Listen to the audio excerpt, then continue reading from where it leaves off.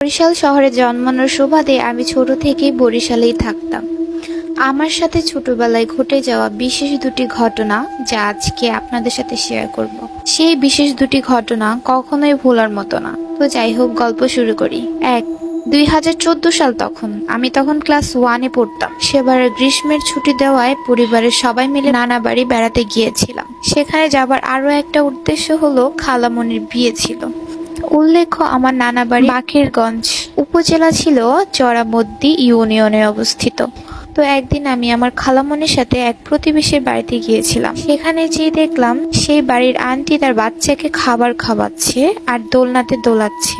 যেহেতু ছোট ছিলাম তাই স্বাভাবিকভাবে আমারও দোলনায় দোল খাবার শখ জাগলো। তো একটা সময় পর খালামণি আমাকে তাদের কাছে রেখে বাড়িতে চলে এসেছিল। তার কিছু সময় পর সেই বাড়ির আন্টি রান্নাঘরে রান্না বসাতে গিয়েছিলেন। যাবার আগে আমাকে বলে গিয়েছিলেন তিনি আশেপাশে থাকবেন, আমি যেন একা ভয় না পাই।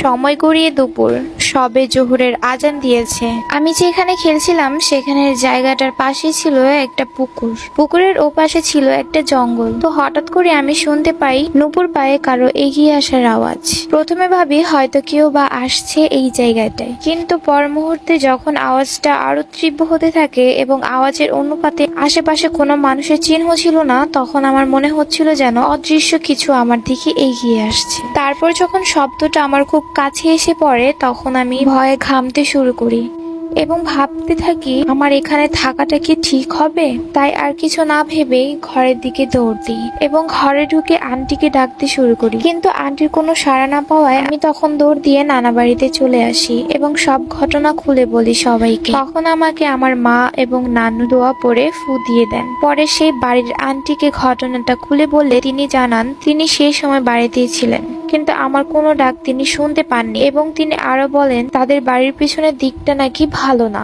সেখানে নাকি জিনের উপদ্রব আছে। তবে আমার ভাগ্য ভালো ছিল যে জিনটা আমার কোনো ক্ষতি করতে পারেনি। 2 নাম্বার, তার ঠিক পরের বছর তথা 2015 সাল। খালামণির বিয়ে প্রায় 1 বছর পার হয়ে গিয়েছে। একদিন নানা বাড়ির সবাই মিলে খালামণির শ্বশুর বাড়ির দাওয়াতে গিয়েছি। সেখান থেকে ফিরতে ফিরতে রাত প্রায় 10টা বেজে গিয়েছিল।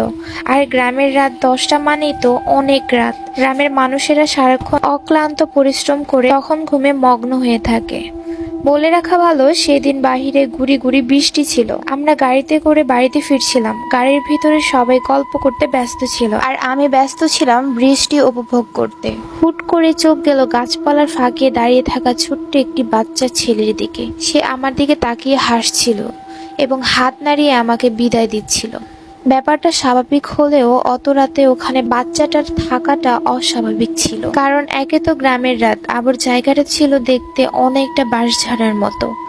সবচেয়ে আশ্চর্যের বিষয় হলো বাচ্চাটা সেকেন্ডের মধ্যেই সেখান থেকে গায়েব হয়ে যাওয়া। পরে আমি অন্যদেরকে এই ব্যাপারটা বললে তারা জানান তারা সেখানে কিছুই দেখতে পান। সবাই সেদিন বিষয়টাকে আমার মনের ভুল ভেবে উড়িয়ে দিলেও আমি তো জানি কিছু একটা অবশ্যই সেখানে ছিল, হয়তোবা কোনো জিন। এই ছিল আমার জীবনে ঘটে যাওয়া দুটি বাস্তব ঘটনা। এরপর অবশ্য আর এমন ভৌতিক কোনো কিছুর সম্মুখীন হইনি। তবে এখনো এসব ঘটনা মনে পড়লে নিজের ভিতরে ভয়ের পরিস্থিতি টের পাই।